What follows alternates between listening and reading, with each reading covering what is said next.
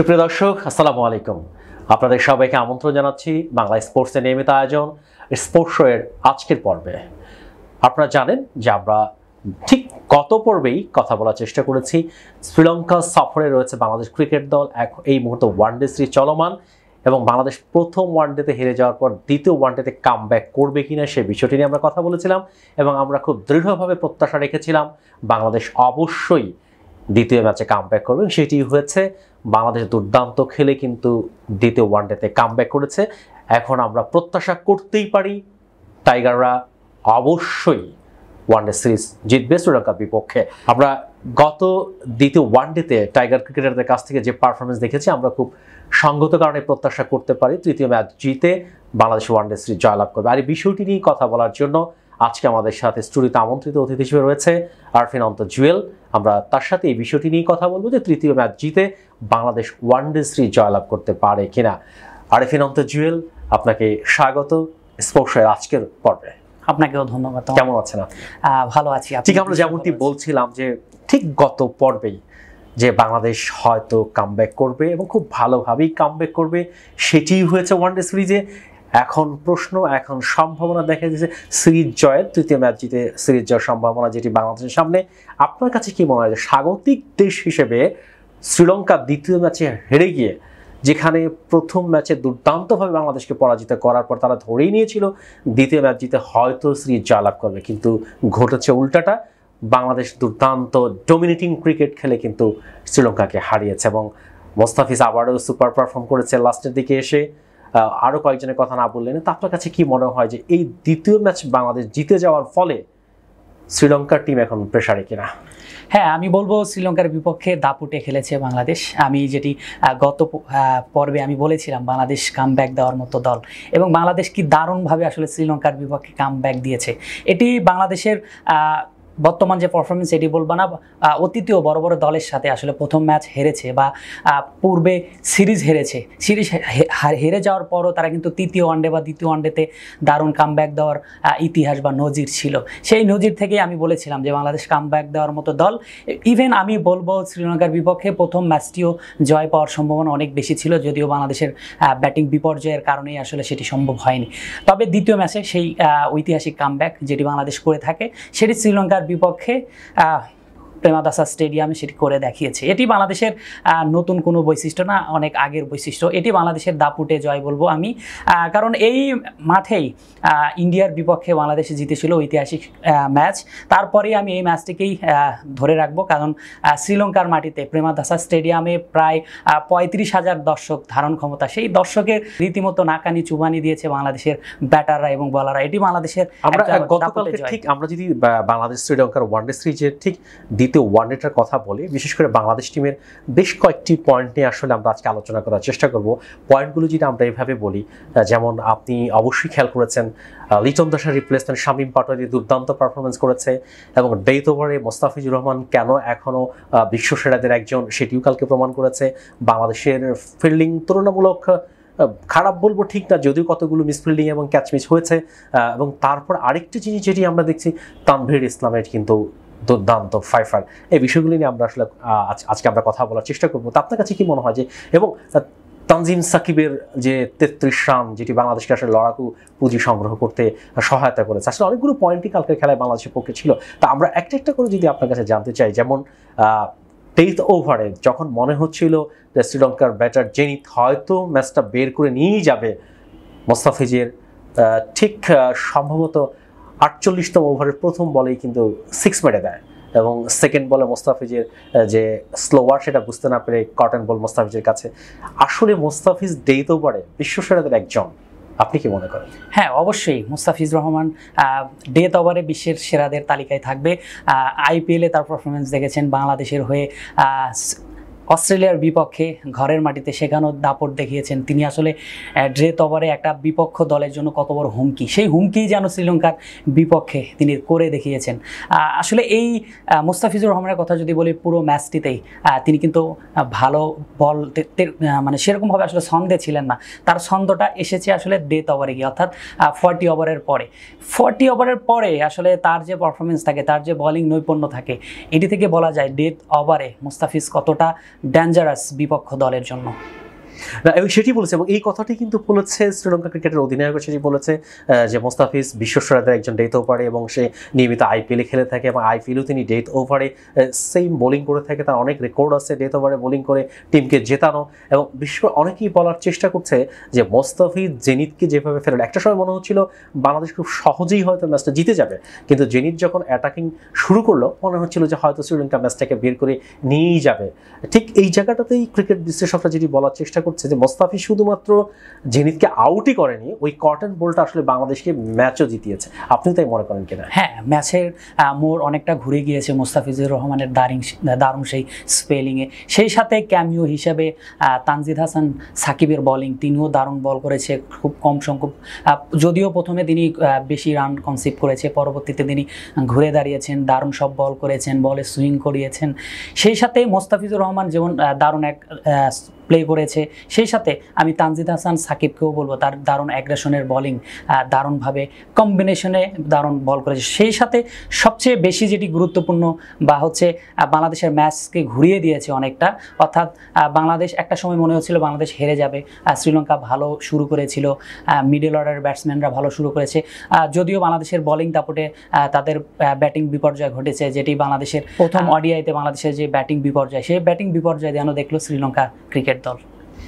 এবং আরেকটি উল্লেখযোগ্য বিষয়ে তানভীর ইসলামের, আপনি জানেন যে শ্রীলঙ্কা সিরিজে ওডিআইতে কিন্তু তানভীর ইসলামের অভিষেক, এবং প্রথম ম্যাচে কিন্তু মাত্র 1টি উইকেট সে নিয়েছে এবং দ্বিতীয় ম্যাচে 5 উইকেট, যেটি একেবারে রেকর্ড। এবং সবচেয়ে মজার ব্যাপার হলো যে আপনি জানবেন যে তানভীর ইসলাম কিন্তু মূলত উইকেট টেকিং বোলার। মাঝে বিপিএল বা অন্য যে সমস্ত আপনার ক্লাব ক্রিকেট ছিল সেখানে সে ডিফেন্সিভ বোলিং করার চেষ্টা করেছে, এবং গত ম্যাচে যেটি সাংবাদিক সম্মেলনেও বলেছে নিজেই যে ক্যাপ্টেন মিরাজ স্বয়ং তাকে কিন্তু বলেছে যে উইকেট টেকিং বোলিং আজকে করতে হবে তাকে। এই যে ক্যাপ্টেন্সির বা ক্যাপ্টেনের যে সাহস দেওয়া, অধিনায়ক হিসেবে মিরাজের এইভাবে একজন বোলারকে সাহস দেওয়া, তার উপর নির্ভর করা, ক্যাপ্টেনের এই ভূমিকাটা আসলে আপনি কিভাবে দেখবেন? দারুণ। হ্যাঁ, মেহেদী মিরাজ খুবই অল্প দিন হলো বাংলাদেশের হাল ধরেছে। সেই হাল ধরেই আমার কিছুটা মনে হচ্ছে যে তিনি মাশরাফি বিন মুর্তজা, তিনি বাংলাদেশের দলে যেমন উজ্জীবিত করতো ক্রিকেটারদের, সেটি যেন করে যাচ্ছে মেহেদী হাসান মিরাজ। তার যে গাইডলাইন এবং পুরো টিমে মনে হচ্ছিল প্রত্যেকটা প্লেয়ারই আসলে অধিনায়ক। এই যে প্রত্যেকটা প্লেয়ারকে মাঠে উজ্জীবিত করে রাখা, এটি মেহেদী হাসান মিরাজের একটা দারুণ রোল। সেই সাথে আপনি তানভীর রহমানের কথা বললেন, তানভীর ইসলাম, তিনি তার ক্যারিয়ারের দ্বিতীয় ওডিআই ম্যাচ খেলতে নেমেছিলেন। প্রথম যে ম্যাচ ছিল সেখানেও ভালো বল করেছে, তবে আসলে সেভাবে আশার আলো হয়ে তিনি ফুটাতে পারেনি। দ্বিতীয় ম্যাচে তিনি দারুণ, দ্বিতীয় ম্যাচে একটা প্লেয়ার যখন ফিফার করবে এটি তার জন্য বড় অর্জন। এবং শ্রীলঙ্কার বিপক্ষে একটা বড় দল, তাদের ব্যাটিং কম্বিনেশন অনেক ভালো, ব্যাটিং লাইন আপ অনেক শক্তিশালী, নিজেদের ঘরের মাঠে নিজেদের ঘরের কন্ডিশনে তাদের যেভাবে আসলে আঘাত আনলো তাদের ব্যাটারদের, সেটি আসলে আমি বলবো গৌরবের। সেই সাথে আমি তানভীর ইসলামের কথা যদি বলি, তাকে কিছুটা আমি সাকিবের সাথে তুলনা করব। সাকিব যেরকম বলে টার্ন করাতে পারতো বা হচ্ছে টার্নিং মোমেন্টে, যে ম্যাচের যেই সময় আসলে উইকেটটা দরকার, যখন উইকেট পড়ছে না, দীর্ঘ সময় ব্যাটাররা ব্যাট করছে, তখন আসলে সাকিব যেরকম একটা ব্রেক থ্রো নিয়ে আসতো, সেই কাজটি যেন তানভীর ইসলাম করেছে। এবং তার বোলিং করার যে অ্যাগ্রেশন এবং পর্যায়ক্রমে একদম লাইন লেন্থ ঠিক রেখে যেভাবে বোলিং করছিল, আমার তো মনে হচ্ছিল শ্রীলঙ্কার সব কয়টি উইকেট আসলে সেই নিয়ে নেবে। নিঃসন্দেহে তানভীরের কালকের যে পারফরমেন্স সেটি আসলে বলার অপেক্ষা রাখে না, সে বাংলাদেশকে ম্যাচ উইন করতে অনেক সহায়তা করেছে। আরেকটি কথা না বললেই নয়, আমরা যেটি প্রথম ওয়ানডের পরে আমাদের আলোচনায় বলেছিলাম যে দ্বিতীয় ওয়ানডেতে বাংলাদেশ টিমে হয়তো বা প্রত্যাশিত একটি পরিবর্তন আমরা দেখতে পারবো। লিটন দাসের অফ ফর্ম সেখানে রিপ্লেসমেন্ট হবে, এবং সেটি হয়েছে শামীম পাটোয়ারি, এবং অসাধারণ খেলেছে সেকেন্ড ম্যাচে, ব্যাটিং বোলিং ফিল্ডিং সব ক্ষেত্রেই। তো এই যে শামীম পাটোয়ারির যে পারফরমেন্স, এটিকে আসলে আপনি কিভাবে মূল্যায়ন করবেন? হ্যাঁ, দেখেন, শামীম পাটোয়ারি তার বিগত ম্যাচগুলো যদি বাংলাদেশের বিপক্ষে দেখেন, তিনি বাংলাদেশের হয়ে খুবই দারুণ ইনিংস খেলেছেন। তিনি বিশেষ করে তিনি যদি লম্বা সময় আসলে ব্যাটিং করতে পারতেন, সেটি বাংলাদেশের জন্য আরও বেশি ভালো হতে পারত। শামীম হোসেন পাটোয়ারি 7-8 ব্যাটিং নেমেছেন, এর আগে রেকর্ড রয়েছে, টি20তে ভালো খেলেছেন। বিশেষ করে তার যে এই যে ব্যতিক্রমধর্মী কিছু শট, তিনি এই শটগুলো খুবই ভালো খেলতে পারে, এখান থেকে ভালো রানও খুব দ্রুত তুলতে পারেন। তাকে যদি আপনি দ্বিতীয় ওয়ানডেতে দেখেন, খুব দ্রুত সময়ের মধ্যে অল্প সংখ্যক বল খেলে তিনি যেভাবে বাংলাদেশ দলকে টেনে টেনে উপরে তুললেন, এটি নিঃসন্দেহে খুবই ভালো একটা অবদান ম্যাচের জন্য। লিটন দাসের রিপ্লেসমেন্ট হিসেবে শামীম পাটোয়ারি খুবই অসাধারণ ছিল। শামীম পাটোয়ারিকে যদি আরও একটু একাদশের আগে ব্যাটিং করার সুযোগ থাকতো তাহলে আরও ভালো করতে পারতো, কারণ তার বর্তমান ফর্ম রয়েছে, ভালো ব্যাটে বলে কানেকশন করাতে পারেন এবং ভালো ম্যাচও উপহার দিয়েছেন বাংলাদেশের বিভিন্ন দলের সাথে। যে খেলাগুলো হয়েছে আগে খেলেছে সেই ম্যাচগুলোতে শামীম পাটোয়ারির অনবদ্য কিছু ইনিংস রয়েছে। সেই ইনিংসের কথা বিবেচনা করে এবং গত ম্যাচে যে বিবেচনা করে যদি বলা যায় এই মুহূর্তে খুবই অফ ফর্ম যাচ্ছে লিটন কুমার দাসের, সেই জায়গায় শামীম হোসেন পাটোয়ারি হতে পারে বাংলাদেশের জন্য ট্রাম্প কার্ড। আমরা এতদিন জানতাম শামীম পাটোয়ারি ব্যাটিংটা ভালোই পারেন, পাওয়ার হিটিং ভালো পারেন, টি-20তে আমরা দেখেছি, কখনো কখনো ওয়ানডেতেও দেখেছি, ফিল্ডিং ভালো পারেন, কিন্তু তিনি যে বোলিং করতে পারেন এই বিষয়টা আমরা আসলে অনেকেই জানতাম না। দ্বিতীয় ম্যাচে আমরা যদি সুপার বোলিং করেছে সে, এখন আমরা কি চিন্তা করতে পারি কিনা যে ভবিষ্যতে আমরা হয়তো শামীম পাটোয়ারিকে একজন কোয়ালিটি অলরাউন্ডার হিসেবে বাংলাদেশ টিমে দেখতে পারি? আপনার কাছে কি মনে হয়? হ্যাঁ, শামীম পাটোয়ারিকে আমরা মিরপুরে অনেক দেখেছি। তিনি আসলে প্রতিভাবান একজন খেলোয়াড়। তিনি আসলে মাঠে অনেক পরিশ্রম করেন।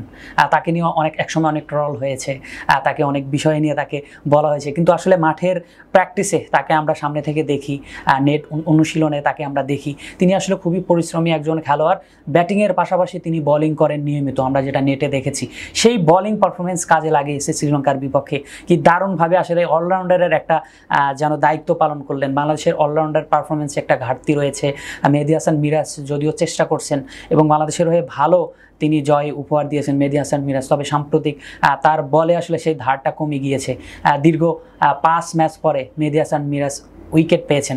সেই জায়গায় যদি শামীম হোসেন পাটোয়ারি মাত্র 24 থেকে 25 রানে তিনি ভালো স্পেলিং করে শ্রীলঙ্কার বিপক্ষে যে একটা দারুণ ব্যাক থ্রো এনে দিয়েছে, এটি বাংলাদেশের জন্য ভালো একটা দারুণ কাজ করেছে। এবং তিনি যেভাবে আসলে বল করেছে আমার তো মনে হয়েছে সে একজন প্রপার নিয়মিত বলার। তাকে দিয়ে আসলে বোলিংয়ের যে কাজটা, অর্থাৎ তাকে দিয়ে আসলে নিয়মিত বোলিং করালে আমার মনে হয় বাংলাদেশের জন্য ভালো কিছু হবে। আমরা একটু আলাদা করে বলতে চাই তানজিম সাকিবের কথা, মূলত সে ফাস্ট বোলার। তা আমরা কালকে যেটি দেখলাম, একটা সময় মনে হচ্ছিল দ্বিতীয় ম্যাচেও হয়তো বাংলাদেশ আসলে ফাইটিং স্কোর করতে পারবে কিনা। শেষের দিকে এসে একের পর এক যখন উইকেট পড়ে যাচ্ছিল, ঠিক সেই সময় কিন্তু তার 33 রান এবং পরবর্তী বোলিংয়ে 2টি উইকেট নেওয়া, এই যে অলরাউন্ড পারফরমেন্স এবং সে ব্যাটিংটাও যে ভালো পারে এটা আমরা বলতেই পারি। তো তাকে আরেকটু সুযোগ দিলে বা নার্সিং করলে হয়তো আমরাও তাকে অলরাউন্ডার হিসেবে দেখতে পাবো ভবিষ্যতে। তো আপনার কাছে কি মনে হয় যে শ্রীলঙ্কার বিপক্ষে বাংলাদেশের দ্বিতীয় ম্যাচকে ঘিরে তানজিম সাকিবের যে পারফরমেন্স, আমি অলরাউন্ডার পারফরমেন্সে বলবো তাকে, সেক্ষেত্রে আপনি কি মনে করেন? দেখেন, একটা দলের জন্য যখন অলরাউন্ডার পারফরমেন্স করবে সেটি বাংলাদেশকে বা যে কোনো দলের জন্যই আসলে জয় এনে দিবে। সেটি হয়েছে গত ম্যাচে। শামীম পাটোয়ারি ভালো পারফরমেন্স করেছে, তানজিদ হাসান সাকিব তিনিও ভালো পারফরমেন্স করেছেন, বলে করেছেন, ব্যাটিংয়ে করেছেন, ফিল্ডিংয়ে করেছেন। আমি বরাবরই বলবো তানজিদ হাসান সাকিব তিনি একজন অ্যাগ্রেশন প্লেয়ার।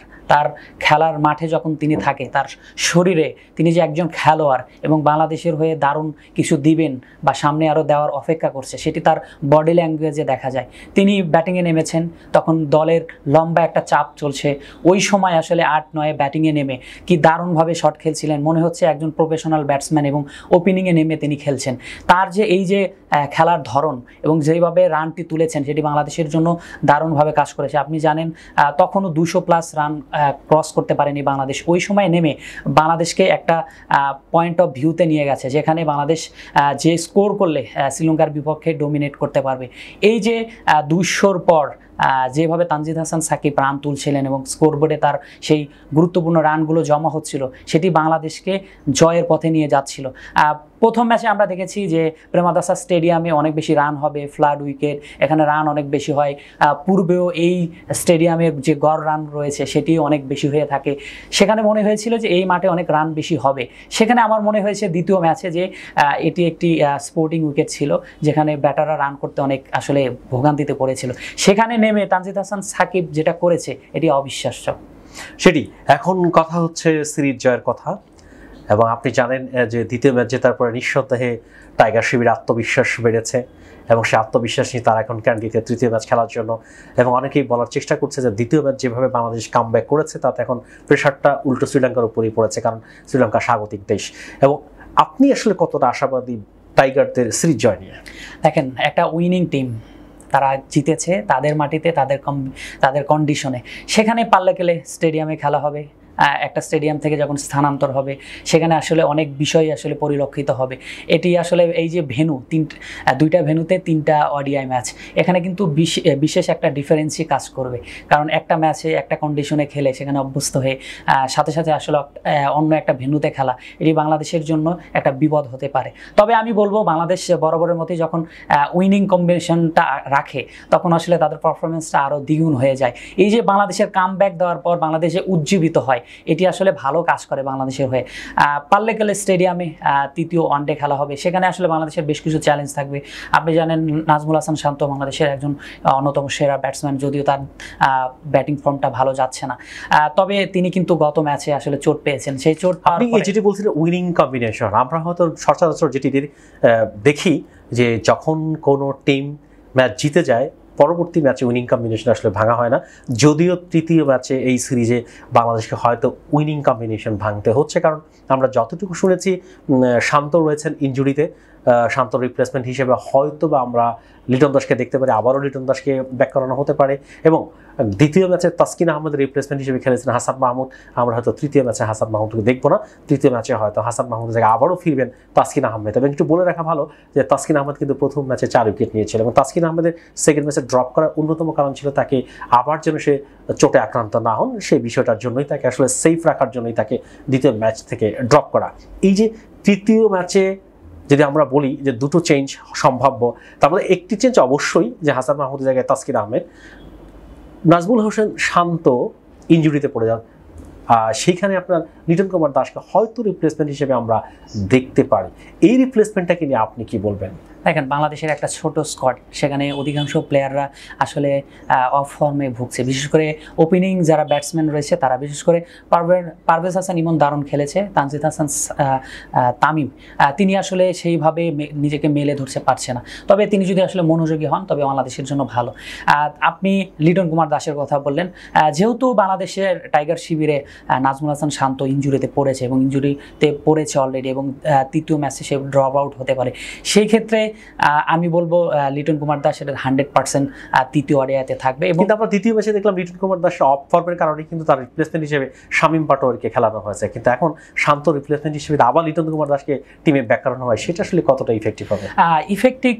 সেটা কতটুকু হবে সেটা আমার বোধগম্য নয়। আমার যেটি মনে হচ্ছে, বাংলাদেশের যে স্কোয়াড নিয়ে সেখানে গিয়েছে সেই কন্ডিশনে তারা অনেকদিন প্র্যাকটিস করছে, সেই টিম কম্বিনেশনে হয়তো তারা পারফরমেন্স করতে পারেনি। বিশেষ করে আমি লিটন কুমার দাসের কথা বলি, লাস্ট 8টি ম্যাচে তিনি ফ্লপ, অর্থাৎ 5টি ম্যাচেই তিনি ডাক মেরেছেন, এবং প্রথম ওডিআই ম্যাচেও তিনি একদম বাজে পারফরমেন্স করেছে, এবং সেই পারফরমেন্সের ইস্যুটা আসলে দলে পড়েছে। পরবর্তীতে আসলে নাজমুল হাসান শান্ত তিনি দলে খেলেছেন, তার পারফরমেন্সে ব্যাঘাত করেছে, তিনিও সেইভাবে আসলে পারফরমেন্স করতে পারেনি বাংলাদেশের হয়ে। তবে তিনি যদি আসলে ইনজুরি হয়, এই জায়গায় আসলে সেরকম আসলে ব্যাটসম্যান আমি এই মুহূর্তে দেখছি না যে বাংলাদেশের হয়ে খেলবে। আমার যেটা মনে হচ্ছে যে লিটন কুমার দাস, মানে বলা যায় অনেকটা বাধ্য হয়ে আসলে শান্ত রিপ্লেসমেন্ট হিসেবে আবারও লিটন কুমার দাসকে দলে ফেরানো হচ্ছে। আমরা আরেকটা অপশন যেটি বলছিলাম যে হাসান মাহমুদের জায়গায় হয়তো আমরা তৃতীয় ম্যাচে তাসকিন আহমেদকে দেখতে যাচ্ছি।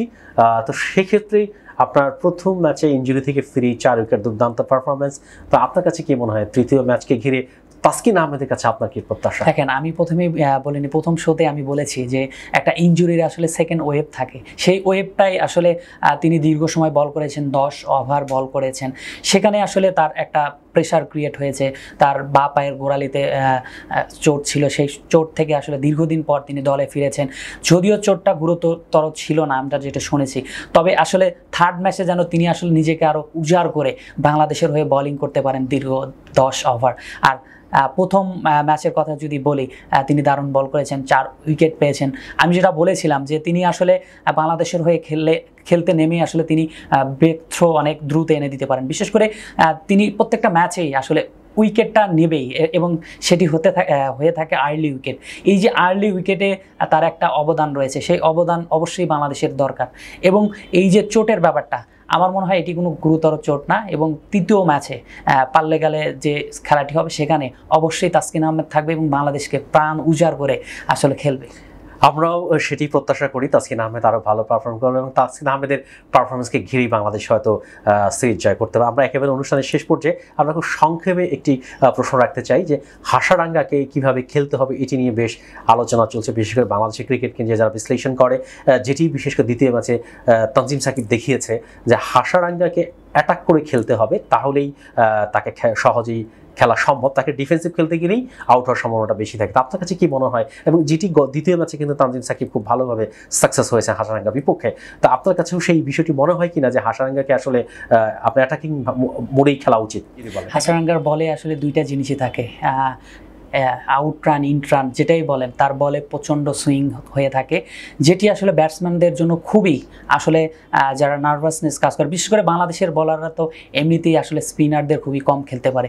সেখানে হাসারাঙ্গা দারুণ বলার, তিনি শুধু বাংলাদেশের সাথে না ইন্ডিয়াকে অনেকটা নাকানি চুবানি দিয়েছিল, 5 উইকেট নিয়েছিলেন ফিফার, ইন্ডিয়ার বিপক্ষে, ইংল্যান্ডের বিপক্ষে, অস্ট্রেলিয়ার বিপক্ষে। তার যদি বিগত পারফরমেন্স দেখেন সেখানে হাসারাঙ্গা বেস্ট একজন বলার শ্রীলঙ্কার হয়ে। সেখানে বাংলাদেশ আমি বলবো সেসব দল থেকে দুর্বল। তারপর হচ্ছে বাংলাদেশের বলাররা আসলে ব্যাটাররা স্পিনারদের বিপক্ষে খুবই দুর্বল, তারা নার্ভাসনেস কাজ করে।